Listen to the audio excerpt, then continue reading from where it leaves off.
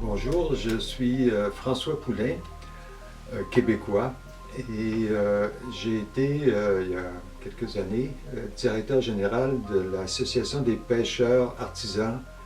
A été créée l'Organisation mondiale pour l'alimentation, l'agriculture et la pêche en 1945, donc dans la ville de Québec.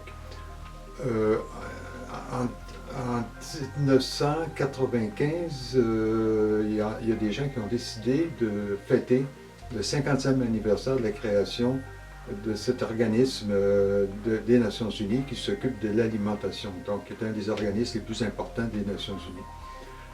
Et donc c'est organisé une grande fête, un grand congrès dans la ville de Québec pour fêter ce 50e anniversaire de la FAO. Mais c'était surtout des gens de l'agriculture qui venaient. Dans la tradition de l'alimentation, c'est lié à l'agriculture, puis on avait oublié la pêche un peu. Alors, on s'est dit, quelques-uns d'entre nous, si on profitait de l'occasion pour inviter des pêcheurs d'autres pays sur les différents continents. Alors, je suis allé voir les responsables de cette fête-là, de ce congrès-là. Et ils m'ont dit que c'était très intéressant, donc ils pouvaient nous donner des bourses pour payer les frais de voyage de pêcheurs artisans. Par définition, un pêcheur artisan a très peu d'argent, il a réussi tout juste à faire vivre sa famille avec sa pêche. Et donc, on a pu faire venir une petite délégation du Chili, de l'Inde, du Sénégal, des Philippines et du Canada. Et on s'est réunis et on s'est dit qu'il fallait absolument mettre en place, à l'intérieur justement de l'Organisation de la pêche mondiale, un organisme pour défendre les quotas de pêche des petits pêcheurs côtiers. Dans une grande réunion à New Delhi, 2 ans plus tard, et on s'est réunis, il y avait des représentants d'une quarantaine de pays de pêche et on a mis les bases d'un forum mondial. C'est à ce moment-là qu'on a décidé, c'était un organisme nouveau, complètement nouveau, qu'on créait à partir de rien. Donc c'était des délégués des associations de pêcheurs de différents pays. On se réunit.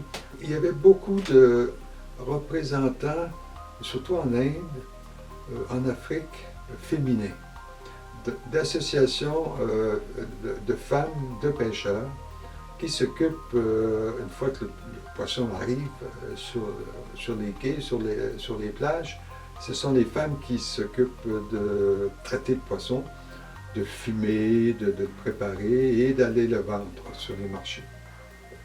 Donc les associations de pêcheurs dans plusieurs pays sont très importantes. En Inde, en particulier, les pêcheurs appartiennent à des ethnies qui sont souvent dévalorisées, appartiennent aux basses castes en Inde. Et ce sont les femmes, en particulier des religieuses par exemple. Il y a beaucoup de catholiques dans le sud de l'Inde. Ce sont des religieuses qui vont encadrer les pêcheurs et organiser des réunions, préparer les documents, enfin tout ça. Donc au Sénégal aussi, on a des femmes pêcheurs qui font du commerce, qui sont très, très fortes, très puissantes, au Ghana aussi. Alors, donc l'idée a émergé peu à peu qu'on pourrait instituer la parité complète dans l'organisation de ce Forum mondial des pêcheurs. C'est-à-dire qu'on aurait 2 présidents, un homme et une femme, 2 coprésidents. On aurait un conseil d'administration composé de 2 délégués par continent. On a 5 continents principaux, donc on aurait un conseil d'administration de 10 personnes, un homme et une femme de chaque continent. Et qu'à l'Assemblée générale, qui est le pouvoir décisionnel du Forum mondial, on recevra des délégués de chaque pays membre, 2 délégués, un homme et une femme. Et entre autres, ce qui s'est passé pour les billets d'avion, c'est que lorsqu'un pays envoyait 2 hommes, 2 représentants hommes, on ne payait qu'un billet d'avion. Alors ça a été très vite dissuasif.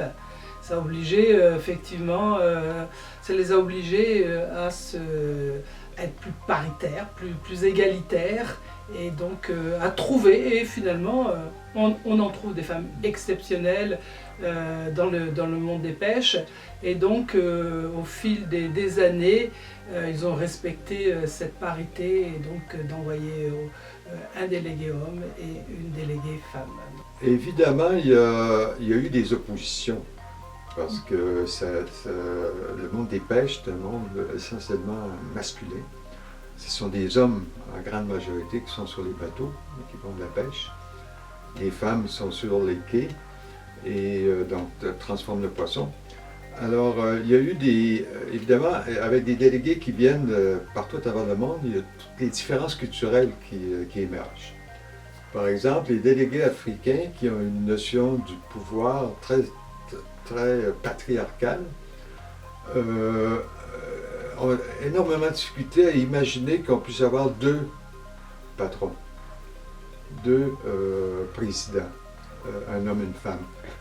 Bonjour, je m'appelle Chantal Terry, je suis franco-canadienne, professeure de littérature dans une perspective féministe à l'Université Laval à Québec, spécialiste des écrivaines du Moyen-Âge à nos jours, de l'histoire et du droit des femmes.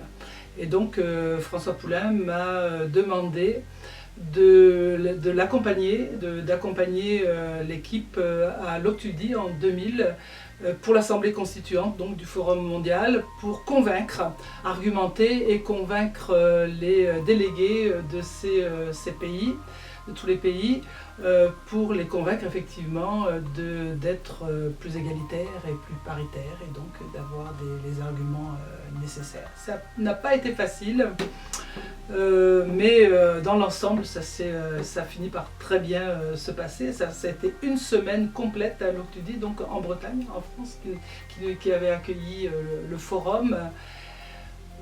Voilà, je suis très fière d'avoir participé à ce beau défi qui est à mon avis le défi le plus important pour l'humanité, c'est l'égalité entre les filles et les garçons et les femmes et les hommes, quel que soit leur métier. Si on ne commence pas par cette égalité, on ne peut pas parler d'égalité. Pour moi, j'en suis convaincue. Voilà. Alors évidemment, on avait devant nous des personnes qui venaient de cultures, de religions et de traditions très très différentes. Et on sait que la pêche, c'est le plus vieux métier du monde, c'est de la cueillette. On sort en mer pour cueillir dans la nature. Et donc, les populations de pêcheurs à travers le monde sont des gens qui ont les plus longues traditions ancestrales. Donc, il y a une forme de conservatisme dans une société de pêcheurs. Et aussi, vu que c'est un métier excessivement dangereux, il y a une puissance d'aventure et une capacité d'innover. Alors, c'est ce mélange extraordinaire de conservatisme et de capacité de faire face aux dangers et aux changements. Ce qui a permis donc à l'Octudie, dans ce petit village de Bretagne où on était enfermés à toute une pratique dans un centre social, on dormait pour manger là. Et durant une semaine, on a discuté justement pour faire fusionner cette volonté profonde de chacun en fait de se donner un outil au-delà de nos différences, de nos visions du monde, de nos religions, de se donner un outil pour nous protéger et garantir notre survie en tant que pêcheur artisan et qui fait une pêche écologique aussi dans un monde avec ces grands navires qui détruisent tout. C'était tout un défi, hein. Et du coup ça aboutit à une sorte de reconnaissance. Finalement ça il y a eu des conflits, ça a été très difficile. Et moi, il y en a plusieurs qui me détestaient parce que bon, j'étais la féministe, hein, puis le mot féministe n'était pas toujours bien porté. Il va l'être de plus en plus. Et donc il y a eu vraiment des accrochages, même si on a essayé toujours d'être dans l'argumentaire le plus convivial et le plus respectueux possible. Mais donc cette reconnaissance des femmes qui... il y a des femmes capitaines de bateaux, hein, et il y en a quand même de plus en plus à travers le monde.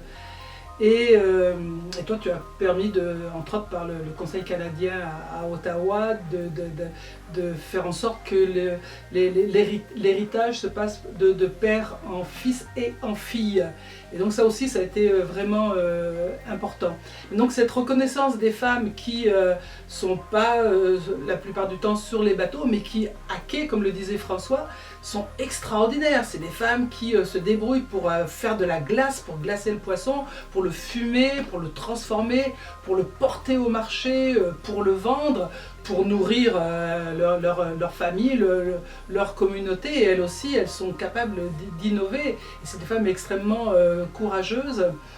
Et on l'a vu d'ailleurs, des femmes qui sont des femmes de pêcheurs qui sont venues de différents pays et qui sont des femmes articulées, qui ont pas fait d'études, mais qui se connaissent bien leur métier, qui sont articulées, qui sont convaincantes, qui sont d'une intelligence. Moi, j'étais estomaquée, hein, parce que bon, c'est évidemment sur plusieurs années ensuite, à partir de 2000. Enfin, moi, j'ai connu le forum à partir de 2000, mais des femmes pour qui j'ai une estime incroyable, qui sont des petites femmes, je mets ça entre guillemets, mais avec une vitalité, une intelligence, un savoir. C'est aussi tous les savoirs. Comme dit François, c'est vraiment le premier métier du monde. Pour nous, c'est le premier métier du monde. Et ça va aussi avec des savoirs ancestraux.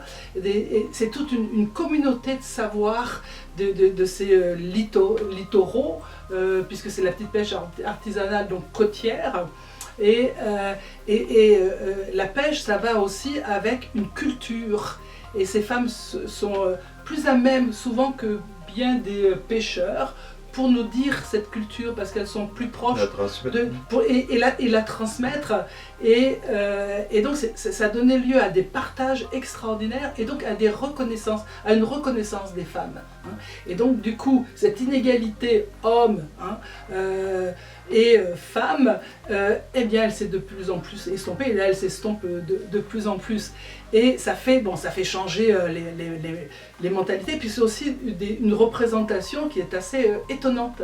Je pense à Margaret Nakato, que j'aime beaucoup, donc qui est la représentante la déléguée d'Ouganda, et qui est maintenant directrice exécutive, Margaret Nakato, qui est arrivée donc à la FAO, à Rome, avec Arthur Bogesson, qui est le coprésident et qui est le délégué d'Islande. Alors, un Islandais qui fait quasiment 2 mètres de haut, incroyable, et cette Ougandaise, toute petite, toute menue, avec ses tresses, et qui arrive à la FAO. Et là, donc, c'était détonnant, quoi.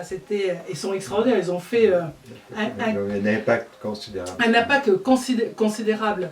Et ça, ça a été vraiment, c'est ça, ça fait changer les mentalités. Le regard peut plus être le même. C'est une femme exceptionnelle qui a créé d'ailleurs, donc c'est le lac Victoria en Ouganda, qui a créé une association de femmes. Elle est très féministe en plus, ça encore plus. Et elle a créé Katosi Women Development pour faire travailler, insérer les femmes dans le monde économique de l'Ouganda et de la petite pêche artisanale et de la transformation du poisson. Et on peut peut-être en parler parce qu'elle a été... elle a participé à un film documentaire qui a défrayé la chronique.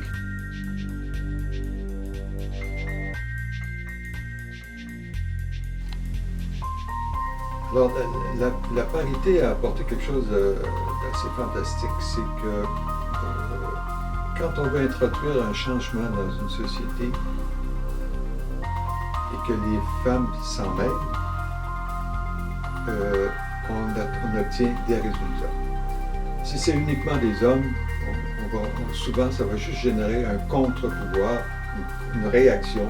Mais s'il y a des femmes qui manifestent avec, s'il y a des femmes qui participent, qui signent des documents, s'il y a des femmes qui viennent aux rencontres, ça change tout. Alors ça, c'est un facteur très important. Donc si on veut réaliser des choses, faire des changements, emmener de l'innovation, le fait que les femmes soient là, c'est fondamental. Et aussi, dans le fait que les femmes participent à la vie de l'organisation, c'est que ça emmène des choses que uniquement les hommes ne pourraient pas emmener. Ça ajoute quelque chose. Ça a une plus-value qui est ajoutée dans les discussions. Il y a plus d'options qui s'ouvrent. Donc c'est une ouverture essentielle. Et quand il y a un homme et une femme, idéalement, il faut pouvoir dialoguer et les femmes, je crois, en règle générale, ont plus le sens du dialogue, du partage de la parole, de l'écoute aussi. Elles savent écouter et de plus en plus maintenant au XXIe siècle, elles savent parler, s'exprimer, dire ce qu'elles ont dans le cœur, dans la tête, ou aussi la vision du monde qu'elles ont. Et ça, c'est extraordinaire, ça change tout.